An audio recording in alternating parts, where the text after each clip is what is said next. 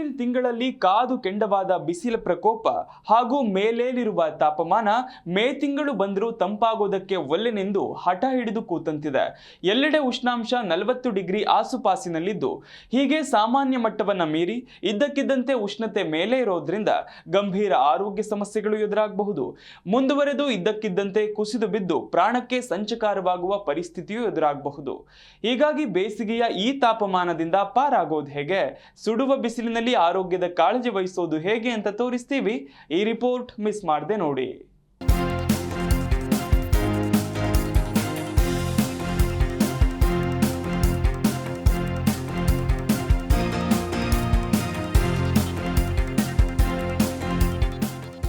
ಬಿಸಿಲಿಗೆ ಬೋಯೆ ಸುಡುವಂತಿದೆ. ಎಲ್ಲರೂ ಬಸವಳಿಯುತ್ತಿದ್ದಾರೆ.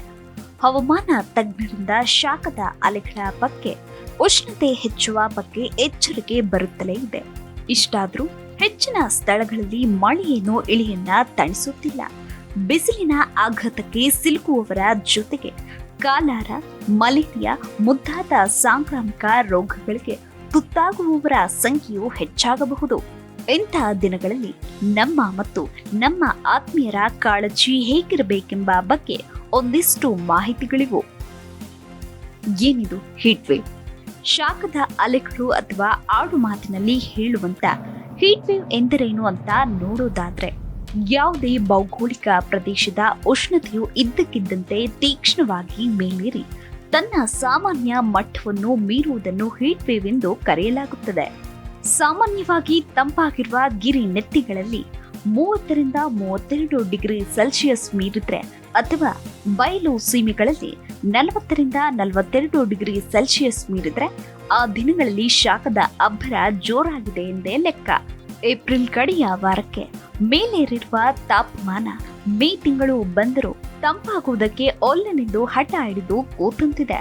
ಹೀಗೆ ಸಾಮಾನ್ಯ ಮಟ್ಟವನ್ನು ಮೀರಿ ಇದ್ದಕ್ಕಿದ್ದಂತೆ ಉಷ್ಣತೆ ಮೇಲೇರುವುದರಿಂದ ಆರೋಗ್ಯದ ಮೇಲೆ ತೀವ್ರ ಪರಿಣಾಮ ಬೀರಬಹುದು.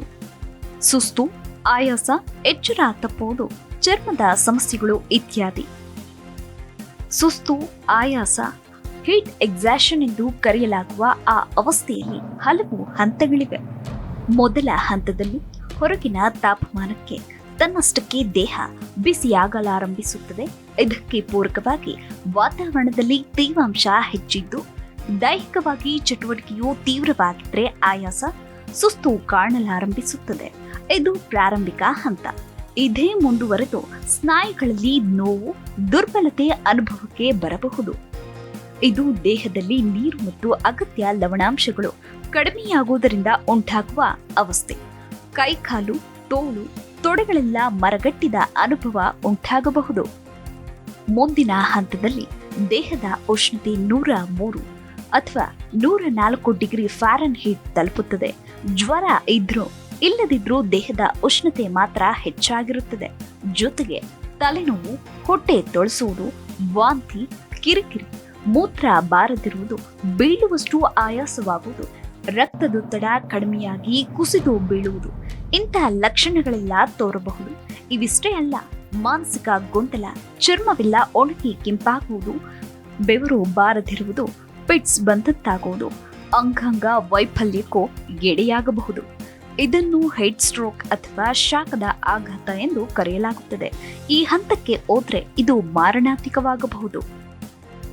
ಹಾಗಿದ್ರೆ ಇಂತಹ ಸಂದರ್ಭದಲ್ಲಿ ನಾವೇನು ಮಾಡಬೇಕು ಅಥವಾ ಈ ಅಪಾಯ ತಪ್ಪಿಸಲು ಮುಂಜಾಗ್ರತೆ ಏನೇನು ಅಂತ ಹೇಳೋದಾದ್ರೆ, ಬಿಸಿಲಿನ ಆಘಾತದ ಪ್ರಾರಂಭಿಕ ಲಕ್ಷಣಗಳು ಕಾಣುತ್ತಿದ್ದಂತೆಯೇ ಆ ವ್ಯಕ್ತಿಯನ್ನು ನೆರಳಿಗೆ ಕರೆತನ್ನಿ.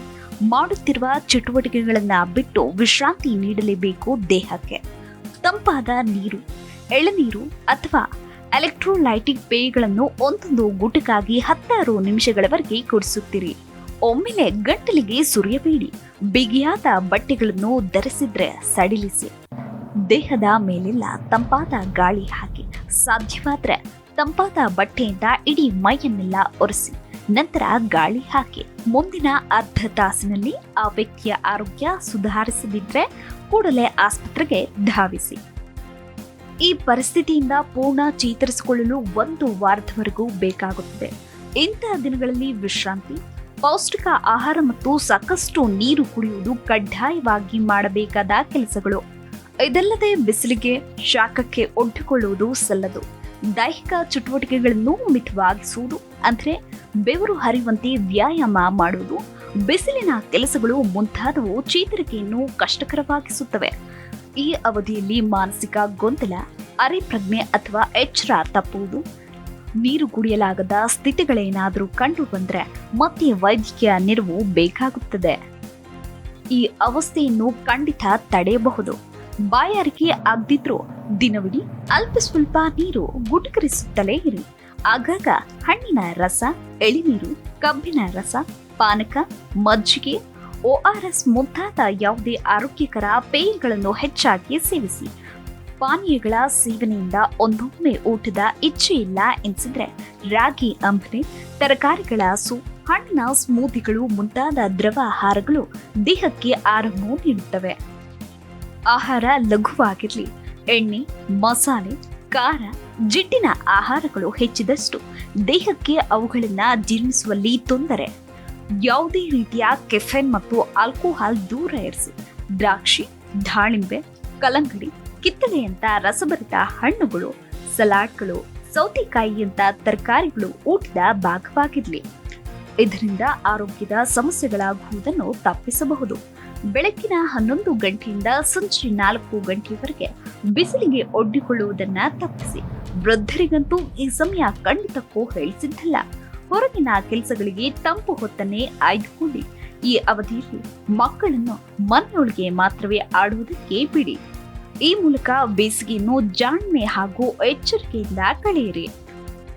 Bureau report, G Kannada news.